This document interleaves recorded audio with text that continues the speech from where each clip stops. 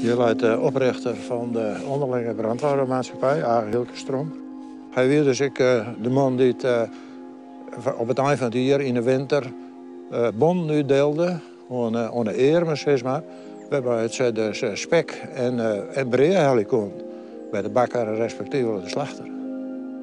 Zijn vrouw Ilkje Visser, die kwam ik uit een bekende familie, net? Ja, dat was de familie Visser van Heeg, die bekend is van de ierhandel en de palinghaken. Hij ziet toch ik in een rederij, die Agen Hilkestrom, dat had er toch oprichten? Ja, iedere oprichten. Dat is de Friese kofscheepsrederij. Scheepswerf en een rederij. En daar ben je nogal aardig wat schepen die het oorlog hinvoeren.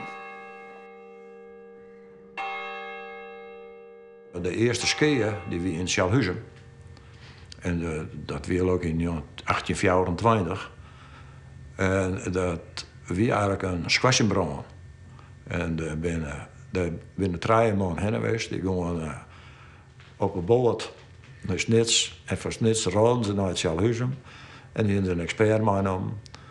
En die expert taxeerde toch de schade maar. En toen hebben ze de wakker op vergaderen. En die schade weer 24 goenen.